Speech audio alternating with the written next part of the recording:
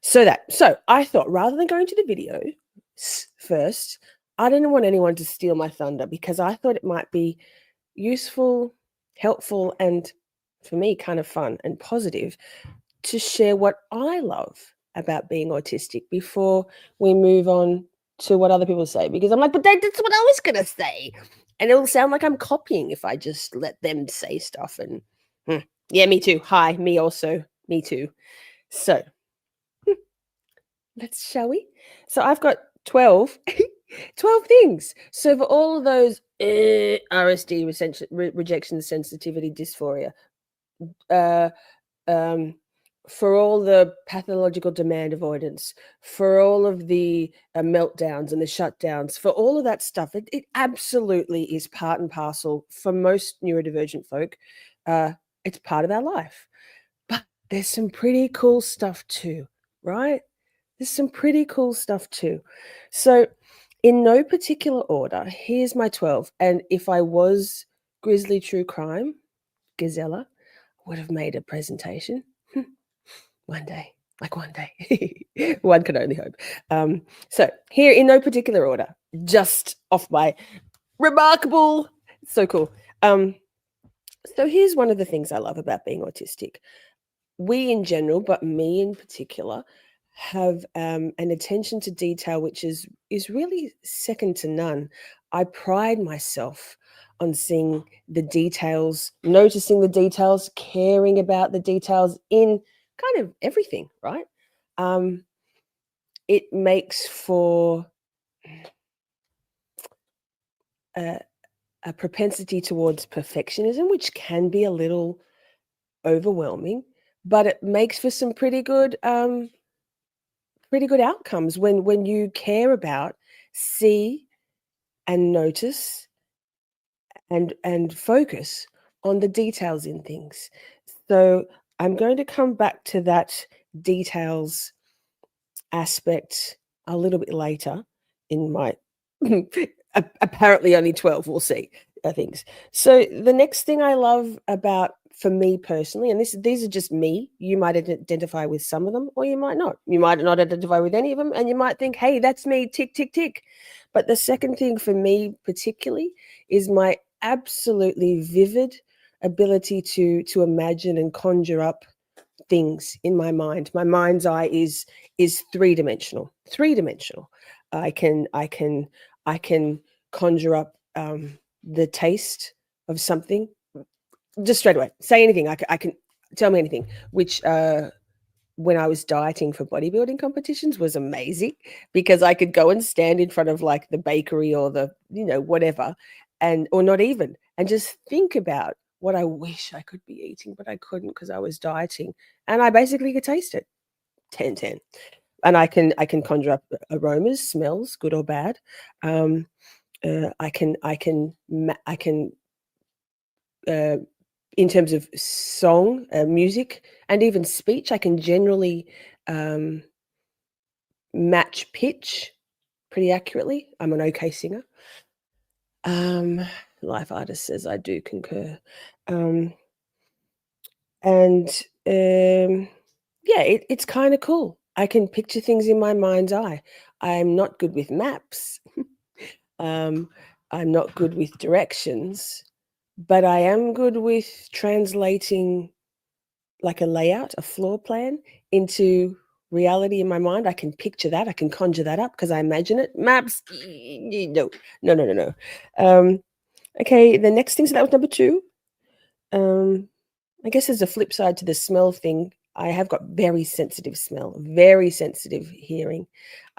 So because my brain engages in all of it, it acknowledges all of it. Simi says, yes, I can visualize a taste and smell also. Yeah, maps. Are you left-handed? No, I don't think you are. If you're left-handed, that's even more problematic with maps. Left-handed, our brain's different anyway. Neurodivergent, our brain's different anyway. And females, typically, it's a generalization. It's not always the case, but often not good with directions either. So I got the triple threat. Fantastic. Steph can conjure tastes. Thank you, Shelley. Reminder, neurodivergence is a rainbow squiggly line spectrum with lots and lots and lots of different symptoms. Bingo. So people, we could go through, and I've got videos about this, but you could go through and go, yes, yes, yes, yes, me. You could also watch another thing or read another article and go, like none of these really apply to me. So, hey, wait, I'm taking out my earbuds. I feel like I'm talking underwater. I'll put them back in a tick. Buster, hi. So, number 3, I am very creative. I always have been. I didn't used to have faith in my artistic ability. I didn't think I could draw. I didn't believe that I had any real artistic ability. That minimizing oneself. But as I got into my late teen years, I realized doing art at school and it was called textiles, but sewing, dressmaking. I used to design my own clothes. I design and make, just cutting them out of fabric or making patterns, both like complex things, dresses with paneling and fitted stuff with darts. Amazing, like really, really cool. I really love that. So art, music, I'm okay with writing lyrics. So that. Number 4, problem solving. I really pride myself, and I think this is quite often a fairly universal commonality in neurodivergent folk, that we are pretty good at problem solving stuff. Thinking outside of the box, seeing things from the external, from outside the box, and then offering up or activating the solution because we've seen it for another perspective. And I believe that probably comes a little bit from also being often external in social groups and stuff. We're used to looking at things from the outside, including problems. So I often have great ideas for how to solve something. Like one of my little catchphrases is, give me a problem I can't solve. Like I'll work it out. We'll work it out. We'll get there. There's always a workaround, almost always, unless it's in the too hard box and then can't do it. Can't do it. Also, back to number 5, I'm me. I think it's part of my neurodivergence. Like with the picturing taste and smell and pitch in music, I can match colors perfectly. Like I can match a color without having like I can know I need that kind of pink to match with that kind of thing, the exact same pink, and get it. I don't have to have the color with me. I think I have I think is it didactic? I have a sort of a mildly photographic memory. So once I've written something down, this is a sidebar. Once I've written something down, I don't really have to see it again. It's written, so it's in my brain, indelible. Oh, bless you. Who was that? Bless you, Buster. Big sneeze. What else? Number 6. I think again, this is generally quite universal, but something I love about being autistic is my honesty, integrity, and authenticity. Those are the most important things to me about me.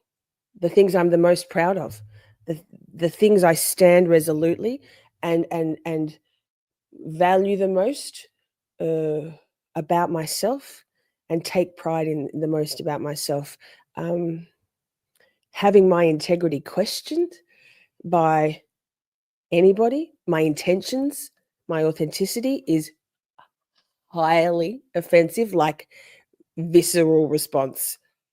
Can't. Hi, Pierre. Good to see you. I think we're going to enjoy this one, Pierre. The good stuff about being about neurodivergence. I'm just sharing at the moment the things I thought of last night when I was collating the videos we're going to watch, and we will watch some videos, but we're doing this first. So yeah, authenticity, integrity, and honesty. There is the flip side to that, where it's kind of a trope, but it's a trope because it's kind of true. We say what we mean and we mean what we say. Most autistic folks, it's not even a consideration, right? Yeah, eyeballing measurements. Sorry, back to that. I don't need a level, a spirit level, to make a picture straight, to line anything up. Don't need it. Don't need it. Details, man. I see and take in everything. True. Thanks, Pierre. Yes, they're little storm clouds with thunderbolts and lightning. And I've got my found my people Miss Shorty merch shirt on. I cut it up a bit because it was too big and too high neck. Yep. Cool. So the second, and I guess it flows on from number 6, which was my honesty, integrity, and authenticity. My work ethic. I work fucking hard. I always have. I have a drive. I'm never, ever, ever, ever, ever, ever not doing something. Ever. Like it's exhausting. Like even when I'm relaxing. Wait, what? Relaxing? Is that a thing? No. I work hard and I'm proud of it. Every job I've ever done, whether I'm a traffic controller or a management trainee in an area health service, whether I'm a student, whether I'm a sex worker, like I fucking work hard and I do well at whatever I do. I strive to be my best and do my best. Everything I do, not to beat anybody else. I don't care what everyone else is doing. I mean, there's a little bit of comparison being the thief of joy, but I work hard and I'm proud of it. And I can't stand incompetence and laziness. I just can't. It grinds my gears. What the duck? Hey, thank you. Welcome. Oh, I just squeezed my eyes so hard with the enthusiasm that I got tears out of my eyes. I'm not crying. Although crying with joy that What the Duck just became a member. Sick, man. Thank you. Woo.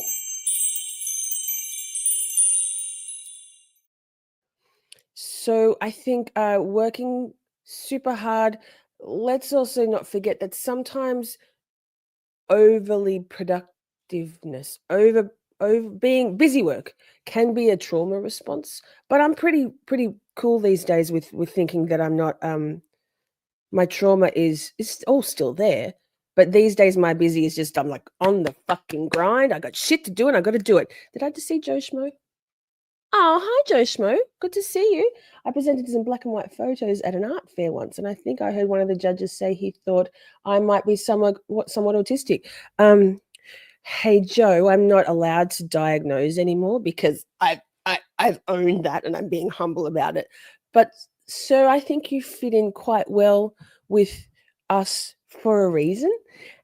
And there's been a few things just even in the last little while, and I'm laughing with endearment in your Laurie Vallow Daybell stuff. Even your Joe, even your sorry, this is relevant. Even how like fixated, and I'm with you, fixated you are in Laurie's filings, pre-trial motion stuff. How offended, how deeply personally offended and affected you were by her grammar, poor choice of words, like. Dude, I reckon. I've included in the description of this episode, everyone, the DSM-5 diagnoses, the criteria for autism. And Shelley, could you please drop the link to a free RADS test? I didn't know what that was. I only ever did kind of more subjective soft testing in the past, and I did the RADS test, and it was not surprising at all. I got very, very, very high. I got a really high score in autistic. So if anybody's interested, give it a go. There it is. Yeah, make sure you subscribe to Mr. Schmo Show. Hi, Miss Mandy. LA, hi. I'm missing some people that I haven't said hi to. I'm too busy fucking opining. Hi, initial twin. The problem is going so hard that I go into burnout mode. We're going to do an episode in the next little while about autistic burnout, but it will be relatable for the broader population, not just neurodivergent folk. But we'll do that. It's got so much. Can't do this stupid going to work thing. Peasant work, pish posh, dumb and annoying. And how thorough Joe's notes are too. Yes, Oh my God, there's so many things, but I've banned myself. So I mean, maybe you should look further into it, Joe. I don't insist that I don't know anybody's autistic anymore, because that's not cool, and nobody likes a know-it-all. But like Britt Ketchell says, once you see a neurodivergent person, you can't unsee it. It's really hard not to go, hey, I swear to God, I can make. Once you found your people, life is so much better. We found our people, y'all. Thanks, Poke. Thanks, Shelley. Okay, back to the list, and then we'll get into some videos, because I'm doing a lot of talking. Can talk. So my last one was number 7, my work ethic. So number 8, and this is going to blow some people out of the water. But spoiler alert, basically, Poppy's thirsty. She's having a big drink. Basically, every autistic person I know, whether they know it or not, are highly empathic, highly empathetic and empathic. They feel deeply. We feel deeply. We can feel other people's vibes. Not everybody. This is, but everyone I can think of, and I'm going to be a bit, I think it's more the women autistics, not the men, just because we present differently, men and women. This is not me being sexist, it just is. And there's no universal rule. Like Shelley said before, it's a squiggly line, right? Once you've met one autistic person, you've simply met one autistic person. LA said, I didn't get tested until my daughter was diagnosed with AUTIStic. Then the neuropsychs gently suggested I get tested as well. That's really common, LA. That's really common. That's how so many people in our chat have found out, and particularly late diagnosed or late self-identifying women often are men, but women. I mean, Orion Kelly is a late diagnosed man, and he found out that way. Shelley says she ended up taking all the tests. Shelley, you've only just recently had this realization, right? In the last couple of months. Before you knew you were ADHD, yes, but it only just dawned on you through Camp Shorty that hey, I remember, Shelley, remember when, oh my God, Shelley, remember when you said to us in chat, I remember when you said, I think I might be a narcissist. And we're like, oh, no, Shelley. And I don't know if you saw last week, at the end, we did the Dr. Ramani difference between narcissism and autism, or narcissists and autistics.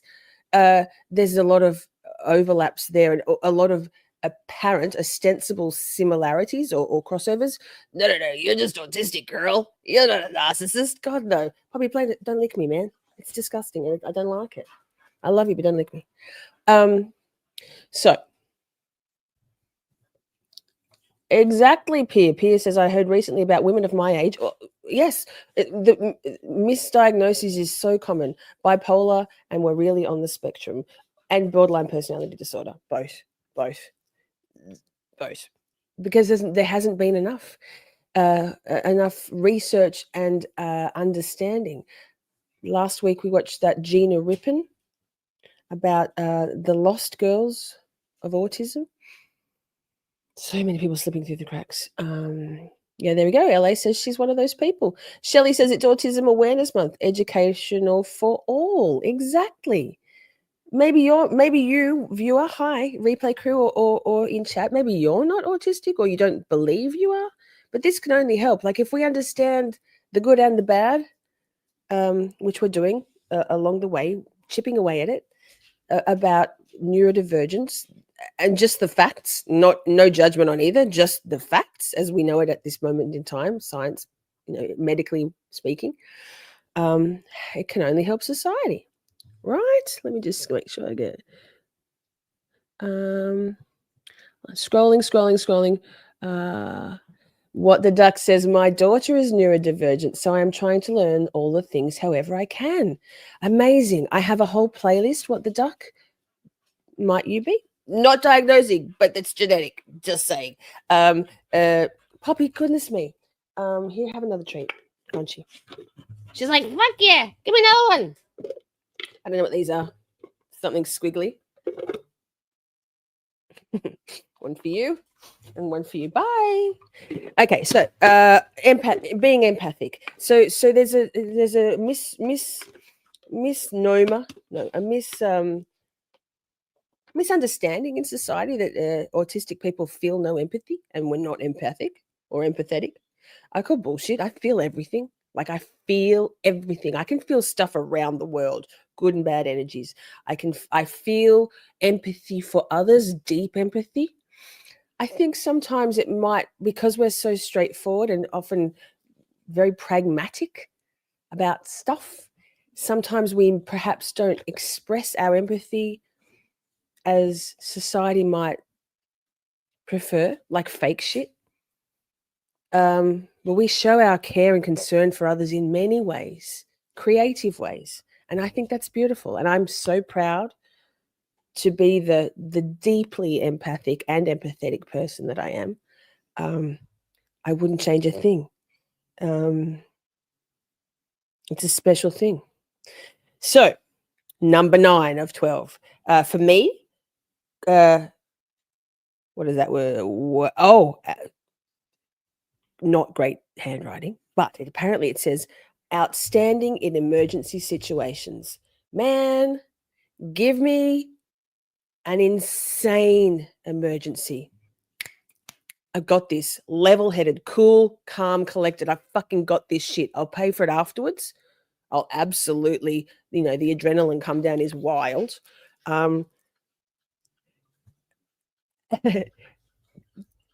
We've got this so often. I think it's because we spend, many of us, or neurodivergent folk, spend a lot of our time in hypervigilance, right? On high alert, particularly if you're ADHD as well. So when shit goes down, we have got this. We ride at dawn. Got it. I'm in. I'm in. And Pierce says, I'm so good in emergencies. Same. And then you know what? Yesterday, the day before. Anyway, my last day of work for 10 days. I got home and I was so excited. I was giving the dogs pats and cuddles and they were so excited. They had their new toys in their mouths, their soft cuddlies.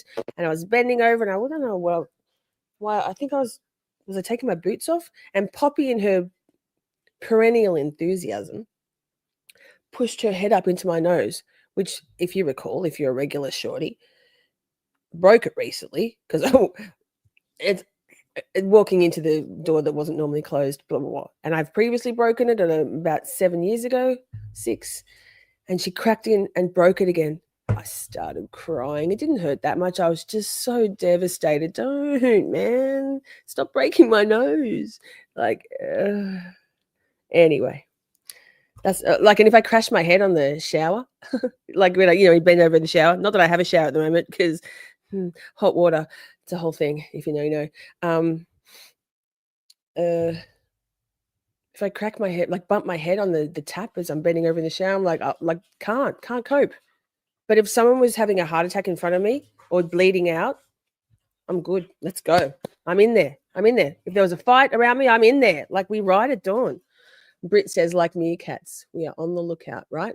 And I think because our brain, my brain, is always, it doesn't just take everything in, it registers everything. My brain acknowledges, I'm aware of everything all the time. So going back to the details at the very beginning, this isn't what I was coming back to, but I will. That can be a bit negative also because, when there's dust bunnies on the floor or something out of place, I hate that. But I've only got so much time and so many spoons, right? So I notice those things, and so that impacts on me as well. So there can be downsides to some of these positives, but let's focus on the positives, right? Hi, Mary Murphy. I see you. Here we go. The hardest for me with ADHD is my child with it only hangs out with kids with ADHD. It's drama. I think that's just kids. Oh, how old is your kid, Mary? I think kids are just drama, aren't they? Is your child a girl? You don't have to tell us, but I mean, I think humans are drama, aren't they? Oh, gonna be a hard pass. LA says I'm pretty much always in an anxious panic mode, except when a real crisis happens, then I'm cool, calm, and collected, right? I lose my fucking mind over stuff that doesn't matter. I'm getting better at it. I'm almost 50. I'm getting better at it. I'm getting better at being let it go. Let it go. It's no biggie. Because I need to try to regulate myself, my emotions. And I don't want to be riding the roller coaster anymore of things. particularly as I'm unmedicated. Other than the homeopathic stuff that Britt Ketchell very kindly gave me a list of, did so much research. Britt, thank you so much for that, for my perimenopausal, etc. Just looking after my body. I don't take any medications. Oh, and Ventolin, because I almost died from an asthma attack the other day. Yeah, that was fun. All right, getting to the bottom of our list. So emergent. Number 10. I love my sense of humor, my quirky sense of humor. I think I am the funniest person I know. Like, just ask me. I crack myself up. I remember when I used to work in the brothel and it had loud music playing right in the lounge area where all the girls congregated when the clients came to view us like cattle. And one chick said to me once, she goes, I can never hear what you're saying. She said, I can never hear what anybody's saying because the music was so loud. But she goes, I always know when to laugh and I know when you're telling a joke, because when you tell a joke, you laugh. So I laughed too. I was like, oh my God, such amazing material just being wasted. This is ludicrous. When someone says to me, look, these days I really repel this shit. But if anyone ever, male, compliments me on my appearance, particularly in that, when I was in that line of work, I like, hello, I was standing there and like, let's be frank, like tiny little G-string bikini, tiny, massive 8-inch stripper heels. And so obviously that's probably going to be what they're focusing on. But I'd be like, they'd go, oh my God, your butt, or you're so sexy. And I'd be like, well, thank you. I said, I mean, how I look is the least interesting or admirable thing about me. I think my wit, my vocabulary, and my intelligence are the main things, but thank you. But like, what, man? Just take the money. Let's go. Yikes. Hang on. We need to have a drink. So much opining. Thanks, Pia. Thank you. I crack me up too. How was ADHD treated 50 years ago? It did have a different diagnosis. I think the naughty kids were just expected to behave and outcast. They ended up in juvenile and, sent away. My mother, my adoptive mother, who is, she doesn't know she is, I don't think, but she's 1 quadrillion percent autistic. 1 quadrillion percent. Imagine the odds. I think they're quite high, actually, being an adoptive mother. She was sent away to boarding school. Like, her parents couldn't deal with her because she had a long fringe that covered the top of her eyes and wore black jumpers in the 50s and 60s, 50s. Just treated spankings and electroshock, right? Amber says, have we talked about the ability to have cat-like reflexes? As long as I don't have to think about it, reflex is on fucking point. Yes, same. But then also, like, lol, clumsy. Like, I hadn't even thought of that. Yes, Amber. Yes. Oh my God, Amber, same. Buster, please. Timmy says, oh my God. What the fuck says, can't tick that box. See, it's pretty cool. I'm clumsy about stuff too. I'm the one. I don't love it. I love you, but I don't like the behavior. You are full on, man. I'm going to just ignore you, okay? I love you. Ow! She's like, no, love me more. Yeah, I'm clumsy as fuck about some things, but also like kind of cool. You're right, if you don't have to think about it. Okay. Oh wait, I've been talking so long. My remarkable went onto sleep mode. No, 2, 2, 1, 2. Okay. Me, quirky, funny. Thanks. Next, number 11. Now this can be a blessing and a curse. It's a double-edged sword, but I love my collections. I love the fact that I'm a collector, not a hoarder. I'm a collector. You might have noticed I have a few plants. My latest thing is fun earrings. Give me an item and I'll tell you how many I've got of them. Miss Shorty merch stuff, collecting. Toothpaste, flavored toothpastes. I have like 25 of them. I've got Stanley mugs. Anything I decide I love, I'm getting all of them. I can't not. My whole life. Love it. If I like something in one color, I need it in every color. It's cost me a fortune in life. I don't spend a lot of money on things, but I spend a little bit of money on a lot of things. But I love it. I love it. I've got some of the most amazing collections and they give me so much joy. Shoes. Yeah, what the fuck? Yes, girl. I have got like so many pairs of sneakers. I haven't they're so in such good condition. The last pair of sneakers I bought was probably 8 years ago. They all look brand new. I wash them every time. I'm meticulous with my care of things. I wash them after every time I wear them. I don't even wear anything other than work boots or house slides. So anything. Lip liners. I'm back on the lip liner train lately. What else? Tea towels. Tea towels, yes. Hand towels, bathroom hand towels, doona covers, pajamas, socks. I have over 250 pairs of socks, chat. I love that for me. I love that about me. It's so cool. It's so fun. Very expensive, but gives me much joy. What else is there in life? Siri, I'm going to cry. Siri says in all caps, by the way, yes, all caps are fine. I am going to cry. I love you people, she says. I see myself in everyone's comments. Chat is fucking bae, right? Yes, the phone charger, right? I didn't see what else you need, but this phone charger is it's the tits. If you haven't seen this before, talk about making life easier, right? This is a magnetic charger. The phone case I got, these on Amazon, these two things were maybe $40 altogether. Let's say 50 Australian, which is 30. It's about 20 cents US. So it just clips on. So I've fucked this. I haven't actually fucked it. I've ruined it by being too multitasking while I'm charging and using my phone all the time. So good. Do it. Do it. All of you. Have one in the car. Have it in your handbag. Look how slimline it is. Not clumsy. Like not clumsy.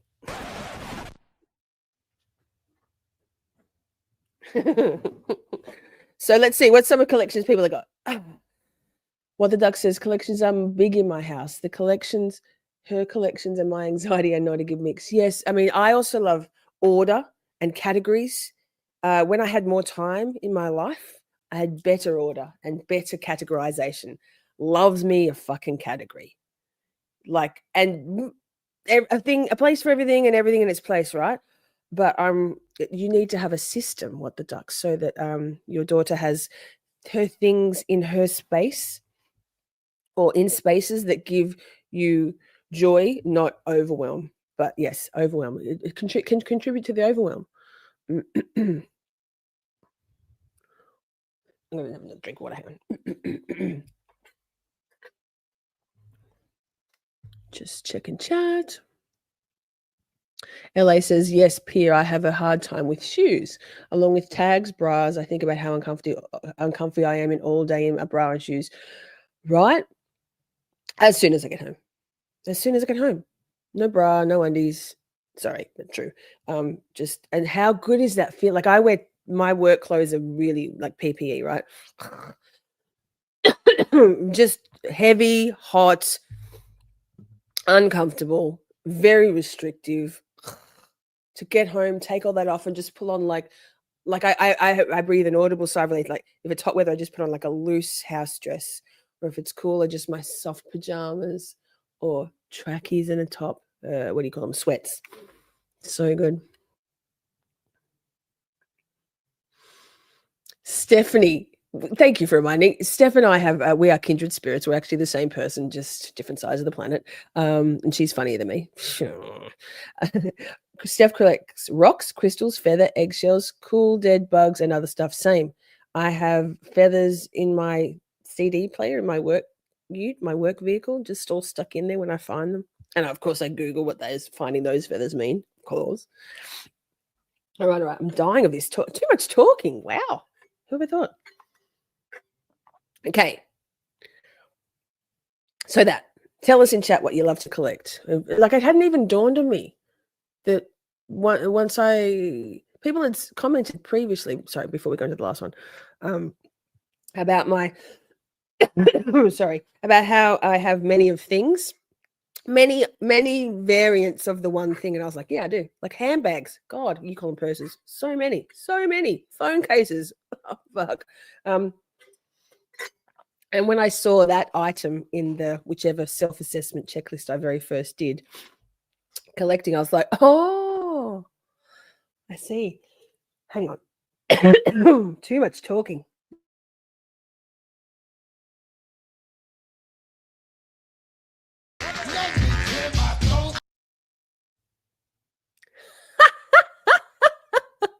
I was like, what's that noise?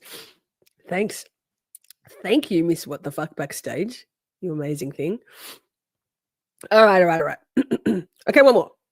Now, this might come as a surprise to you because I'm not necessarily particularly eloquent or articulate or can really ever find the right word. But I love words. Like, I love words. Words matter. I have a collection, a list of cool words. I collect words in my phone. I've had it going for 5 years. I love words. Like, I love words. Words matter. I delight in words. This is why I love Mr. Sir Bob Alessi. Love words. Words. So that's what I love about myself, the number 12. I love that I love words. I get so much joy from words. So much. In the Discord, we have a cool words section. I'm the one posting in there almost every day, like so many times. I have a vocabulary app that sends me sometimes new words. Mostly I know the words, but every day, multiples. So good. So that's my 12.